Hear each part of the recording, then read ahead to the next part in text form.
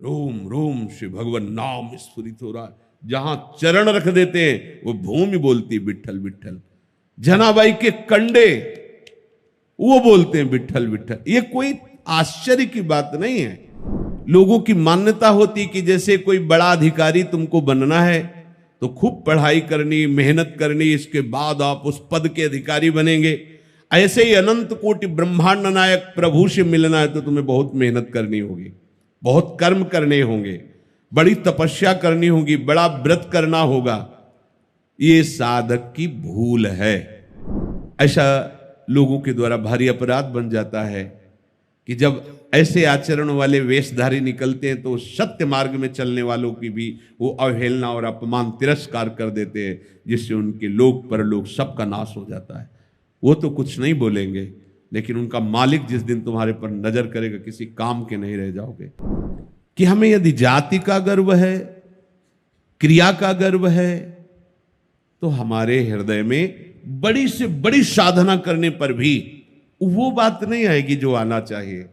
और यदि हम भगवद आश्रित हैं, भगवत प्रीत्यर्थ कर्म करते हैं और निरंतर नाम जप करते हैं, ये बहुत खास बात है कि जो अव्याव्रत भजनात्, देवर्षि नारद जी ने भक्ति सूत्र में वर्णन, अव्याव्रत भजनात् निरंतर भगवत स्मरण, बहुत बड़ी महिमा है इसकी। जितने भी, अब आप देखो तुकाराम जी अपनी पत्नी से कहते हैं, पत्नी पूछती तुम किस दिशा में जाके बैठ जाते हो, विठ्ठल विठ्ठल, यहां भोग बनाए हम टहलती रहती हैं, कैसे हमें पता चलेगा तुम कहां हो? तो बोले चौराहे पे जाके कान रखना, जिधर मैं बैठा हूंगी वहां उस दिशा की भूमि बोलेगी विठ्ठल विठ्ठल विठ्ठल। क्या? रोम रोम से भगवान नाम स्फुरित हो रहा है। जहां चरण रख देते हैं वो भूमि बोलती विठ्ठल विठ्ठल। जनाबाई के कंडे वो बोलते हैं विठ्ठल विठ्ठल। ये कोई आश्चर्य की बात नहीं है, क्योंकि सर्वाश्चर्य में भगवान नाम है। इतना महामहिम नाम हमें गुरुदेव ने दिया और हम रो रहे, हमें ये जलन वो जलन। अरे दुनिया की जलन समाप्त करने की सामर्थ्य तुम्हें दे दी जो नाम है। तभी तो गुरु के समान किसी और को दाता नहीं कहा गया। सबसे बड़ा दाता त्रिभुवन में कोई है तो गुरुदेव हैं, क्योंकि उन्होंने नाम सुकृत धन अपनी जीवनी अतिहित मान देत वरदान। सबसे बड़ा वरदान गुरु ने दिया, दाता राधा नाम। उन्होंने राधा नाम हमें दान में दिया है। जो ऐसी सामर्थ्य रखता है, सर्वाश्चर्य में सामर्थ्य रखता है, महाप्रेम प्रदान करने की सामर्थ्य रखता है। कोई भी कर्म जो भगवत प्रीत्यर्थ किया जाता है, भगवत सामर्थ्य से हो रहा है, ऐसी भावना रहती है। और हम पर बड़ी कृपा है जो प्रभु ऐसे सत्कर्म करा रहे हैं, वो सीधे भगवत प्राप्ति का स्वरूप होता है। प्रभु श्री कृष्णचंद्र जो अर्जुन जी को कह रहे हैं, कर्मणैव हि संसिद्धि मा स्थिता जनकादयः लोक संग्रह में वापि संपश्यन कर्तुमर्हसि।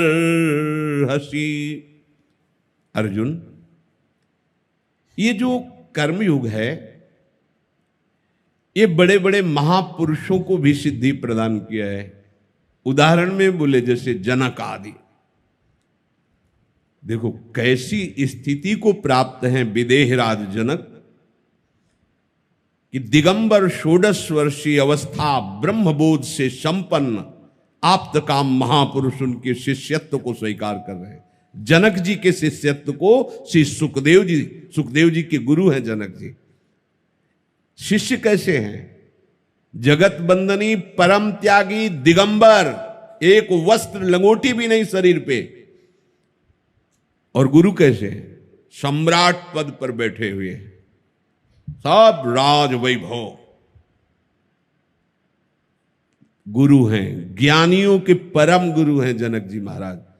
लेकिन आचरण वैसे ही एक राजा जैसे ही कर रहे हैं। भगवान ने इसीलिए उनका उदाहरण दिया है कि कोई कितनी भी ऊंची अवस्था को प्राप्त हो जाए, कभी शास्त्र मर्यादा का उल्लंघन नहीं करना चाहिए। देखो ये बड़े बड़े महापुरुष, इनको किसी भी कर्म करने की अब आवश्यकता नहीं, क्योंकि पूर्ण काम है, तत्व ज्ञाता हैं, देह में रहते हुए विदेह हैं, कैसी महामहिमा, पर वो क्रियाएं सब वैसे ही कर रहे हैं जैसे एक राजा कार्य करता है, वैसे ही।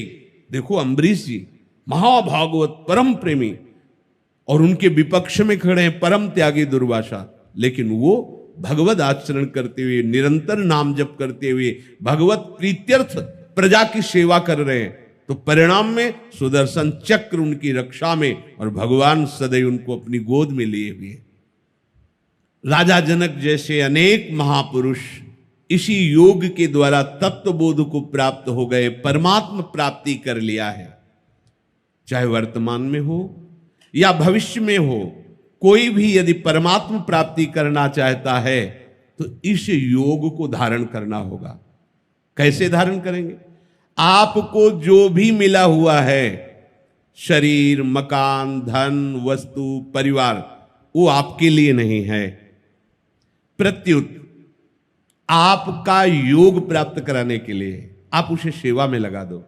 परिवार की सेवा, समाज की सेवा, संत सेवा, भगवंत सेवा। जब हम स्वसुख भोग से देखते हैं ये मेरी पत्नी है, ये मेरी संपत्ति है, मैं इसका भोगता हूं, वही बंद गया।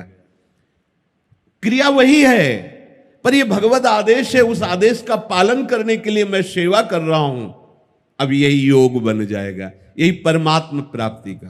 देखो इतने बड़े महापुरुष हैं रैदास जी, पत्नी है ना, परिवार है ना, देखने को एक गृहस्थ, लेकिन स्थिति बड़े बड़े विरक्तों के द्वारा जो प्राप्त की जाती वो है उनके हृदय में। संसार में जो भी तुम्हें मिला हुआ है, यदि उसके तुम स्वामी बनोगे, भोक्ता बनोगे, तो यही तुम्हारे बंधन का कारण होगी। और वो मेरे को मिली हुई वस्तु सेवा के लिए है, जगत सेवा, भगवत सेवा, भगवत प्रीत्यर्थ नाम जप करते हुए यदि आपके पास जो भी है वो सेवा के लिए मिली हुई, शरीर से लेकर वस्तु तक, उसका परिणाम क्या होगा? योग। योग का तात्पर्य भगवत प्राप्ति। मनुष्य सांसारिक पदार्थों की प्राप्ति की तरह सोचता है कि परमात्मा भी किसी क्रिया का फल है। ऐसा विचार बड़ी भूल है। इसका रहस्य बता रहे हैं।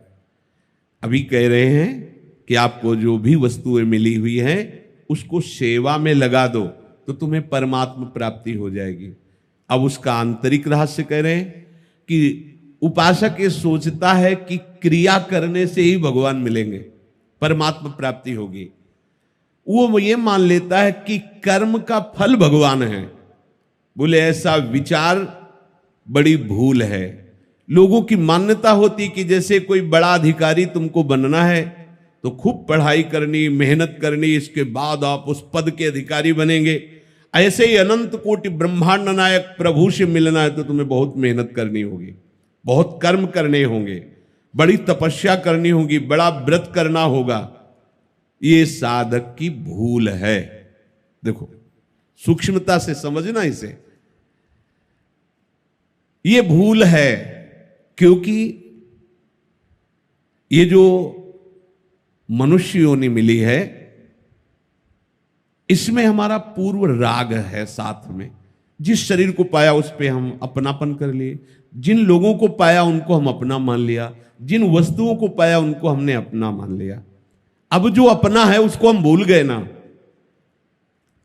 अगर किसी कर्म से परमात्मा की प्राप्ति का स्वरूप होता कि ये कर्म करो तो तुम्हें परमात्मा प्राप्त हो जाएंगे, तो कर्म का फल परिवर्तनशील प्रकृति हो सकती, परमात्मा नहीं। यहां वर्णन करते हैं, कह रहे हैं कि कर्मों से नाशवान वस्तु ही मिल सकती, अविनाशी नहीं। अविनाशी परमात्मा की प्राप्ति कर्मों से नहीं होती, क्योंकि शरीर, इंद्रियां, मन और पदार्थ इन्हीं से कर्म पूर्ण होते, तो इनका फल परमात्मा थोड़ी होगा।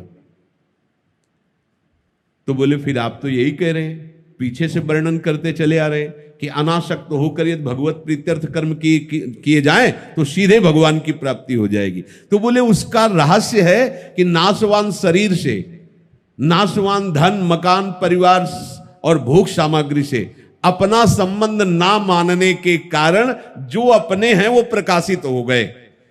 हमारा कर्म योग जहां जहां अहमता ममता थी उसका त्याग करा दिया, जैसे आज के सत्संग में प्रारंभ में वर्णन किया। तो कर्म योग ने जो कर्म बंधन थे उनको हटा दिया, और जो बचा वो है भगवत स्वरूप। भगवत स्वरूप कर्म का परिणाम नहीं हुआ, जो असाधन हो रहे थे साधन के द्वारा उनका त्याग हुआ, तो जो बचा वो हमारा स्वरूप, वो हमारे प्रभु हमारे हृदय में प्रकाशित हो गए।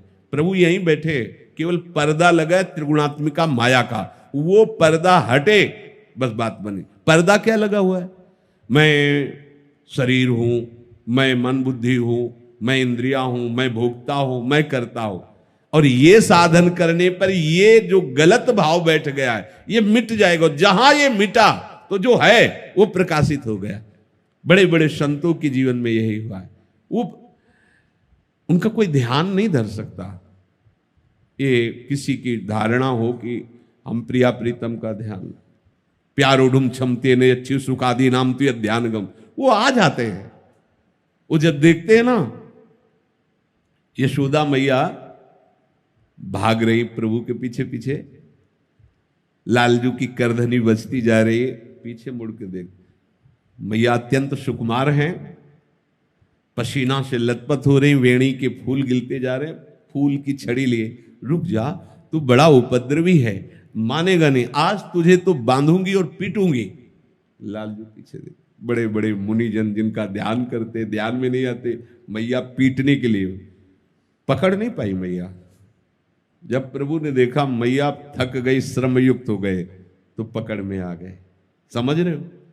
उपासक जब भगवत प्रीत्यर्थ कर्म करता है और अहंकार गलित हो जाता है कि अब मैं नहीं कुछ कर पाऊंगा और दैन्य हो जाता है, तो ठाकुर अपने आप पकड़ में आ जाते हैं। बात यह है, खूब बांधने की चेष्टा कर रही, 2 अंगुल छोटे, जब परास्त हो जाती है, लालजू की तरफ देखती कि बंध जाओ, बंध गए। सोचती इतनी छोटी कमर मेरे लाला क्यों पूरे घर की रस्सियां समा गई है क्या? नहीं, बंधन में आ रहे। जब नेत्र से नेत्र मिला कि लाला बंद क्यों नहीं रहा है, वो बंद गए। जब दैन्य भाव होकर भक्त रोता है, रुदु सुस्वरम राजन, अब मेरे से नहीं हो पाएगा कुछ, हे नाथ अब तो आप अपनी करुणा से मिल जाओ, मिल गए। पर ये आया तभी, देख लो, पहले गोपीजनों ने लीला गायन किया, लीला अभिनय किया, खोजा वृंदावन की हर लता भूमि, सबसे पूछ रही मेरे प्रीतम श्री कृष्ण को देखा, खोजते खोजते जब वो नहीं मिले तो सब रुदुस्वरम राजन कृष्ण दर्शन लालसा। अब क्या हुआ? ऐसा आर्त भाव, ऐसी दैन्यता कि अब कुछ नहीं कर सकता हो गया। क्या हुआ? ठाकुर जी कहीं से आए क्या? नहीं, स्पष्ट वर्णन है, तासा महावीर, वही उनके बीच में आविर्भाव हो गया प्रभु का। तासा महावीर भूत छौरी, इसमें मान मुखाम्बुजा, पीतांबर धरा सृग्वी, साक्षान मनमथ मन, कोटि कोटि कामों के दर्प का मर्दन करने वाले परम सुंदर श्री लालजू महाराज उन्हीं के बीच में प्रकाशित हो गए। इसलिए सांसारिक वस्तु की प्राप्ति की इच्छा, सांसारिक भोगों के भोगने में सुख बुद्धि और मैं करता भोगता, ये जब तक नहीं मिटता तब तक परमात्मा तत्व का अनुभव नहीं होता। ध्यान दीजिए, चाहे जितने बड़े आप व्रत वाले हो, तपस्या वाले हो, साधना वाले हो, अगर सांसारिक वस्तुओं की इच्छा है, सांसारिक भोगों के भोगने में सुख बुद्धि है और मैं करता भोगता हूं, तो अभी बहुत दूर नगरी, जहां पहुंचना बहुत दूर नगरी। और अगर हर वस्तु को प्रभु की सेवा में लगा दो, अपने जीवन को प्रभु में, प्रभु के स्मरण में लगा दो, जो भी परिवार या विरक्त जैसे भी भाव से रह रहे हो, प्रभु मुझे जैसे रख रहे हैं मैं वैसे रह रहा हूं, मैं प्रभु का हूं, प्रभु मेरे, तो कहीं दूर नहीं है, वो यही हृदय में ही प्रकाश। तुम्हारे नेत्रों में दर्शन करने की जरूरत नहीं, वो तुम्हारे नेत्रों में पुतली बन करके बस जाएंगे, वो हटने वाले नहीं। पी मूर्ति नयनन बस है, रोम रोम में हरि रमि रहे, बची न एक ठोर, जिधर देखे प्रीतम ही प्रीतम। ये उनकी कृपा का स्वरूप है। पर बिना कर्म किए कोई एक क्षण रह नहीं सकता, तो कर्म होंगे तो उस कर्म को योग बनाने दें, अनाक्षक्त होकर। हमारी कोई वस्तु नहीं, तुदीयम वस्तु गोविंदम तू भमेव समर्पय। सीधी बात, आपके द्वारा दी हुई वस्तु, व्यक्ति, स्थान, सामग्री से आपकी आराधना हो रही है, आप सबके हृदय में विराजमान है। हे नाथ, आप कृपा करके अपना अनुभव करा दीजिए। बहुत दैन्यता से इस मार्ग में, जब अनासक्त भाव से हम आज बिना कर्म किए कोई रह नहीं सकता कि भाई हमें कर्म नहीं करना ही पड़ेगा, ये प्रकृति करवा लेगी। अब उस कर्म को हम योग बना ले, उस कर्म योग से ही बड़ी बड़ी सिद्धियां मिलती। जैसे उदाहरण में प्रभु ने कहा जनकादया, प्रभु स्मरण कर रहे हैं जनकाद, जैसे जनक आदि बड़े बड़े महापुरुष तत्व ज्ञानी हैं, भगवत प्रेमी हैं, पर वो आचरण वैसे ही कर रहे हैं जैसे लोक व्यवहार में किया जाता है। जो गुरुजनों ने आज्ञा की है उसके अनुसार हमें आचरण करना है। हमारे आचरणों का बिना उपदेश किए हुए दूसरे पर प्रभाव पड़ रहा है। प्रारंभ में सदगुरुदेव भगवान से प्रार्थना की कि सेवक वाणी की व्याख्या आपके श्रीमुख से सुनना चाहते, एकांत में ही। वहां किसी का आना जाना और कोई शिष्य था नहीं। 10वें वर्ष लाडली कुंज में कि कभी कभी थोड़ा तो हम, तो महाराज जी ने कहा सुनने की आवश्यकता नहीं, देखने की आवश्यकता है। हमारी दिनचर्या को देख लो, सेवक वाणी मिलेगी पूरी। महाराज जी ने कहा हमारी दिनचर्या को देख लो, हमारे आचरणों को देख लो, पूरी सेवक वाणी उसी में है। पूरी टीका सेवक वाणी की हमारे आचरण में देख लेना। यह महापुरुषों के कैसे करुणा में वचन थे कि हमारे आचरण को देख ले। प्रभु कह रहे हैं कि जो श्रेष्ठ पुरुष होते हैं उनका अनुकरण सब करते हैं, उनकी बात को प्रमाणित माना जाता है, इसलिए उनको सावधान होकर वही कार्य करने चाहिए जिससे जगत मंगल हो। कहीं भी अपने, अब क्या हो रहा है कि जो ये साधु वेश है, ऐसा समुद्र है कि इसमें सब कुछ समा जाता है। जब अधर्माचरण करने वालों को इस भेष का पता चलता है कि इस भेष में सब कुछ छुप जाता है, तो इस भेष को स्वीकार करते हैं। किसी सदगुरु से नहीं, किसी परंपरा से नहीं, मनमाने ढंग से और मनमानी आचरण करके इस भेष को कलंकित कर देते हैं, निंदनीय कर देते हैं। और जब उनकी बात चौड़े पे आती है तब सब लोग सोचते हैं संत ऐसे ही होते हैं। नहीं, ऐसे नहीं होते। भूल न दे कुमारक पाओ, ऐसा नहीं हो सकता। वो अपना बड़ा सा बड़ा कष्ट, दुख, अपमान सह जाएंगे पर दूसरे का अमंगल नहीं होने देंगे। ये संत की खास बात है। उमा संत कहे यही बड़ाई, मंद करत जो करे भलाई। फिर दूसरे का अमंगल कैसे कर सकते हैं? अगर वो संत हैं तो धन की प्रियता, शरीर की प्रियता, भोगों की प्रियता, तो संत किस बात के हैं? संत किसे कहते हैं? जो इन प्रियताओं का नाश कर दिया उसे ही तो संत कहते हैं। अगर शरीराभिमान, शरीर के सुख सामग्री में प्रियता, शरीर संबंधी भोगों की आकांक्षाएं, तो संत कहां है? नहीं।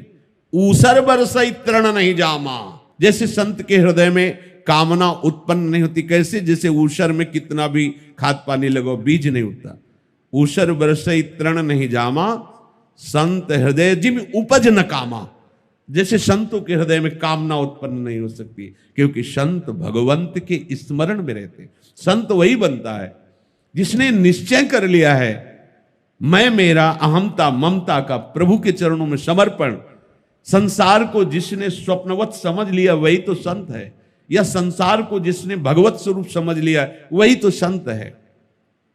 बड़ा घाटा हो रहा है। वैसे भी संत महापुरुषों का बहुत ही घाटा हो रहा है। जो शास्त्रीय पद्धति से भगवत मार्ग में चलते हुए गुरु परंपरा से सिद्धावस्था को प्राप्त हुए हैं अभी, पर बहुत कम है, अंतर ध्यान होते जा रहे हैं।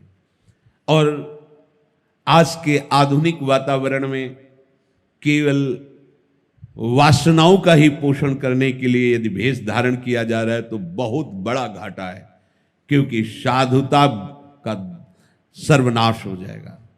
लोग इसे, कोई भी ऐसे तिलक लगा ले, साफा बांध ले,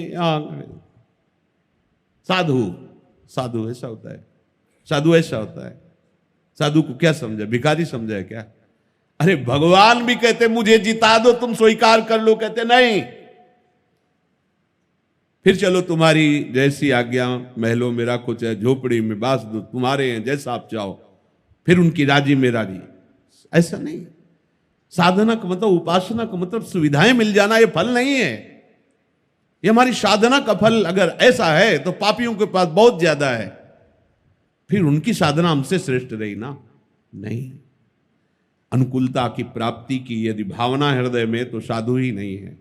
अरे साधु तो वही जो अनुकूलता प्रतिकूलता को रौंद करके समतुलता में स्थित हो गया है, जो समतुल दंपति रस समतुल, जो प्रभु में आसक्त है। ऐसा लोगों के द्वारा भारी अपराध बन जाता है कि जब ऐसे आचरण वाले वेशधारी निकलते हैं तो सत्य मार्ग में चलने वालों की भी वो अवहेलना और अपमान तिरस्कार कर देते हैं, जिससे उनके लोक परलोक सबका नाश हो जाता है। वो तो कुछ नहीं बोलेंगे, लेकिन उनका मालिक जिस दिन तुम्हारे पर नजर करेगा, किसी काम के नहीं रह जाओगे। चाहे कलयुग हो, चाहे जो भी युग हो, भक्तों की सदा जय हुई है। भक्तों का पराभव विश्वनाश के लिए होता है, ध्यान रखना। भक्तों को जो दंड देता है, भक्तों का जो वास्तविक जो भगवान के उनका विरोध होता है, जो उनको नीचा दिखाने की कोशिश करते हैं, ये मानव समाज का पतन है। पर अब करे तो क्या करे? जो जानते भी नहीं कि साधुता के 5 मिनट कभी बैठ करके प्रिया प्रीतम या प्रभु का ध्यान नहीं करते होंगे, वो घंटों उपदेश देने का अधिकार रखते हैं। 5 मिनट कभी एकाग्रता से अपने अंतःकरण को देखा नहीं होगा कि कहां विचरण कर रहे हैं, वो दूसरे को माया से मुक्त होने का ठेका ले लेते हैं। जानते ही नहीं। कभी गुरु के चरणों में बैठ करके उपदेश नहीं सुना होगा, कभी किसी संत की लंगोटी नहीं धोई हुई होगी, उनकी आज्ञा में जीवन व्यतीत नहीं किया होगा, तो ऐसे ही ब्रह्म तत्व का बोध हो जाएगा, ऐसे ही भगवत तत्व के तुम ज्ञाता हो जाओगे, ऐसे ही उपदेष्टा बन जाओगे।